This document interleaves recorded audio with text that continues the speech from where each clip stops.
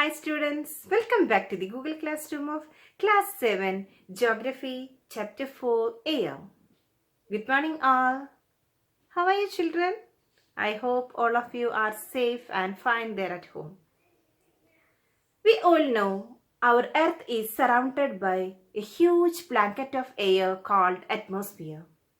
So we all are dependent upon this atmosphere for their survival. That means all the living beings of this earth depend upon this atmosphere for their survival. It provides us the air we breathe and also protect us from the harmful rays of the sun. So children, today we will focus on the topic the composition of the atmosphere. You have already learnt about the atmosphere is a mixture of many gases, or the air is a mixture of many gases. Which are they? Nitrogen, oxygen, carbon dioxide, helium, argon, hydrogen, etc. Children, what is atmosphere? Atmosphere is the life blanket of earth. Atmosphere is the life blanket of earth. It is therefore essential that we know more about the atmosphere and the ways in which it is polluted. Without this blanket of protection, we would be baked alive by the heat of the sun during day and get frozen during night. So, it is this mass of air that has made the temperature on the earth livable. Composition of the atmosphere. Do you know that the air we take in while breathing is actually a mixture of many gases? Yes, nitrogen and oxygen are two gases which make up the bulk of the atmosphere. Children, from this pie diagram, you can easily understand the percentage of these two important gases. Nitrogen 78% and oxygen 21% and others 1%. Carbon dioxide, helium, ozone, argon and hydrogen are found in lesser quantities. Apart from these gases, tiny dust particles are also present in the air. The pie chart gives you the percentage of different constituents of air. Look at this pie chart. Nitrogen 78%. Then what about oxygen? 21%. Then carbon dioxide 0.03%. Then what about argon? 0.93%. Then all others constitute 0.04%. So, dear children, plants need nitrogen for their survival. They cannot take nitrogen directly from the air. Bacteria that live in the soil and roots of some plants take nitrogen from the air and change its form so that plants can use it. Until the 18th century, people thought air was just one substance. Experiments have proved that it is really not so. Air is a mixture of many gases. Let us find out about some of the major components of this mixture one by one. Nitrogen, oxygen, argon, carbon dioxide and helium. First one is nitrogen. It is the major component of air. It is the most plentiful gas in the air. So, nitrogen is the most plentiful gas in the air. When we inhale, we take some amount of nitrogen into our lungs and exhale it. Unlike oxygen, it does not support burning. Instead, it extinguishes it. It takes up nearly 78% or 4/5 of the air. Then what about the plants? The plants need nitrogen for their survival. They cannot take nitrogen directly from this air. So, the bacteria that live in the soil and the roots of some plants take nitrogen from the air and change its form so that plants can use it. Children, are you interested in activities? Here is an interesting activity for you. Fix two small candles of the same size in the middle of two shallow containers. Then fill the containers with some water. Light the candles and then cover each one of them with an inverted glass, one much taller than the other. Observe carefully what happens to the burning candles and the water level. Do the candles continue to burn or go off? Does the level of water inside glasses remain the same? The burning of the candle must be due to presence of some component of air, isn't it? Do you find any difference in your observation with the two glasses of different heights? What can be the reason for this? Burning can occur only in the presence of oxygen. We see that one component of air is oxygen. So children, oxygen is the second most plentiful gas in the air. Oxygen is the second most plentiful gas in the air.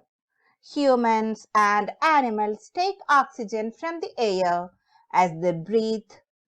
Green plants produce oxygen during photosynthesis. You have already learned photosynthesis in your science subject.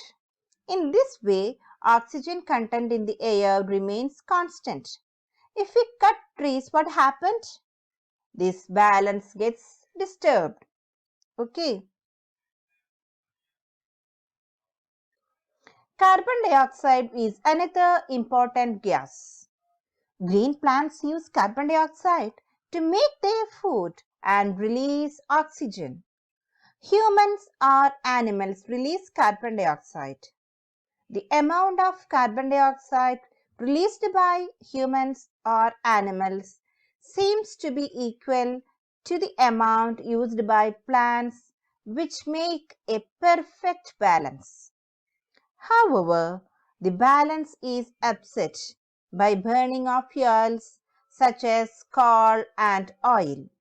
They add billions of tons of carbon dioxide into the atmosphere each year. As a result, the increased volume of carbon dioxide is affecting the Earth's weather and climate. So, children, carbon dioxide is another important gas. Carbon dioxide makes up a small component of the air around us. Plants and animals consume oxygen for respiration and produce carbon dioxide. Plant and animal matter on burning also consumes oxygen and produces mainly carbon dioxide and a few other gases. Next content is water vapor. We have learnt earlier that the air contains water vapor. We also saw that when air comes in contact with a cool surface, it condenses and drops of water appear on the cooled surfaces. The presence of water vapor in air is important for the water cycle in nature. Next one is dust and smoke. The burning of fuel also produces smoke. Smoke contains a few gases and fine dust particles and is often harmful. That is why you see long chimneys in factories. Did you ever notice it? This takes the harmful smoke and gases away from our noses but brings it closer to the birds flying up in the sky. Dust particles are always present in the air. Children, here is another activity for you. Experiment to prove dust is present in the air. Find a sunny room in your home. Close all the doors and windows with curtains pulled down to make the room dark. Now open the door or a window facing the sun just a little in such a way that it allows sunlight to enter the room only through a slit. Look carefully at the incoming beam of sunlight. Do you see some tiny shining particles moving in the beam of sunlight? What are these particles? This experiment shows that air also contains dust particles. Children, are you ready to do all these activities? Do all these activities in the presence of your parents. Okay. Children, do you know carbon dioxide released in the atmosphere creates a greenhouse effect by trapping the heat radiated from the earth. It is therefore called a greenhouse gas, and without it, the earth would have been too cold to live in. So, children, study well the greenhouse gas. Okay.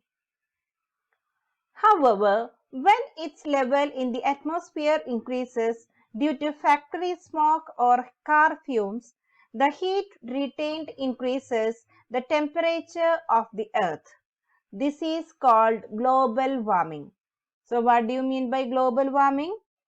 The level of greenhouse gas in the atmosphere increases due to the factory smoke or car fumes. The heat retained increases the temperature of the earth. This is called global warming. This rise in temperature causes the snow in coldest parts of the world to melt. As a result, what happened?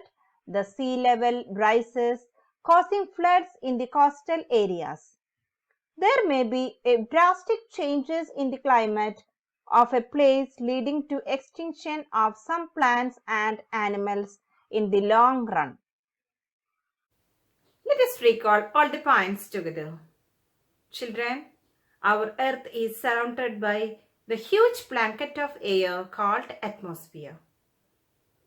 And this atmosphere provides us the air we breathe and also protect us from the harmful rays of the sun.